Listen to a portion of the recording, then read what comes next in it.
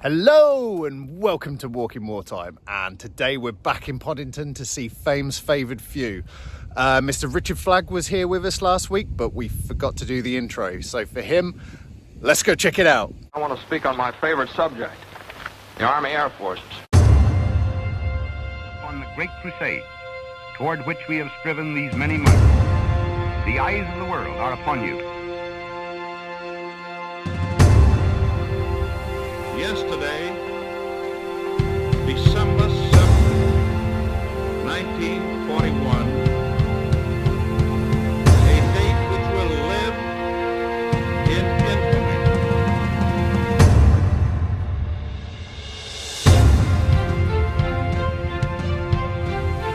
But I want you to remember that the sacrifice that these men have made must not be in vain.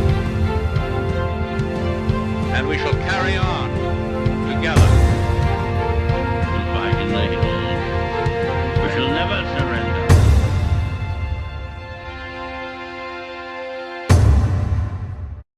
He was here, I think, 42, late 42, early 43, and he was here till the war ended.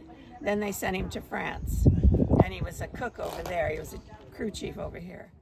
August 1942, the construction of Class A Airfield RAF Podington was complete. Originally built for bombers of the RAF, but was handed over to the United States Army Air Forces.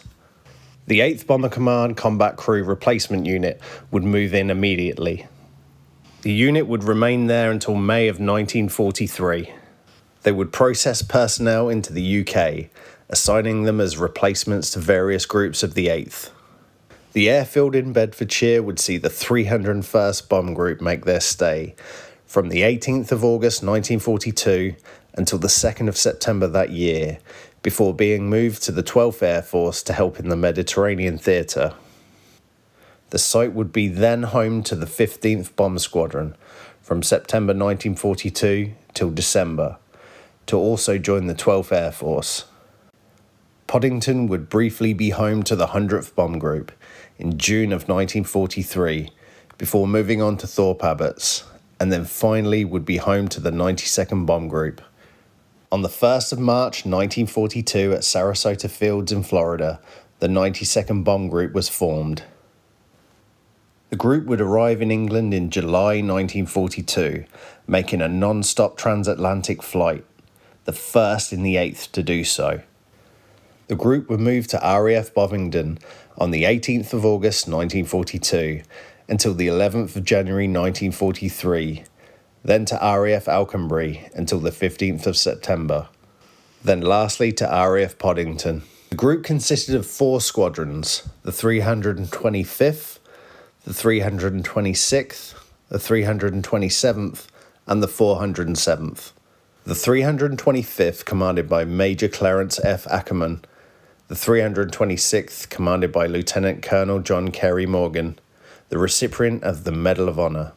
The 327th, commanded by Colonel James A. Sutton, who led the group on their first mission over Europe and was personally commended by General Hap Arnold. The 327th were also the only squadron in the 8th Air Force to fly YB-40s in combat. The 407th, commanded by Major Carroll McAlpin, all under the command of Colonel William M. Reed and followed by Colonel James W. Wilson. The insignias for the group were designed by comic book artist V.T Hamlin. Hamlin created the character Alley-Oop in 1932, about a caveman who lives in the Kingdom of Mu with his other fellow cavemen. Alley-Oop would ride his pet dinosaur Dinny whilst carrying a stone axe, and would also travel through time. The 92nd would adopt this character as their mascot. V.T Hamlin himself would even paint Oop onto the crew's jackets and nose art on the side of B-17s. The group would be known as the Oop Group. The 92nd would make up part of the 40th Combat Wing, with the 305th in Chelveston and the 306th in Thurley. The 92nd would take part in various missions, such as Big Week, the Schweinfurt-Regensburg missions, and other strategic missions over occupied Europe, also leading up to and throughout the Normandy invasion. The worst of those missions was the Merseburg raid, September 11th, 1944. The mission to bomb an oil refinery, the group encountered heavy flak and fighter opposition, resulting in a significant loss for the 92nd. After 1944, the group became more focused on the oil and transportation of the German infrastructure, disrupting their war effort. February 1945 would see the collaboration of the 8th Air Force and the RAF. Tasked with testing out the new weapon, the 92nd would take part in deploying the Disney bomb, British-designed rocket-powered weapon intended for destroying heavily fortified and reinforced structures. The targets were mostly U-boat pens and E-boat pens. On the 25th of April 1945, the 92nd would lead the mission over Pilsen, Czechoslovakia, to bomb a Skodeman armament plant.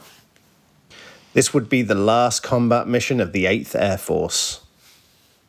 The group Higher, Stronger and Faster flew 308 missions using 8,633 sorties, dropped 20,829 tons of bombs, and unfortunately lost 154 aircraft. The 92nd showed the world why they were truly fame's favoured few. He came to my mom and he said that he'd gotten a letter from his mother and that she was a Mexican citizen, so she couldn't come over to the U.S. and she needed help financially. And so he said to my mom, I'm going to go back and take care of my mom and then I'll send for you. Well, 4 years went by after that, and so it was 5 when we finally came over. My mom gave him an ultimatum, send for us or forget about us. So he sent for us and we went over on the Mauritania. When my granddad was 10, he fell from a tree. Luckily for him, one of the group's chaplains took him to the medical bay and he got him fixed up, and they would always keep in touch. And before he died, he told me how he would look out the window and see the group flying in formation.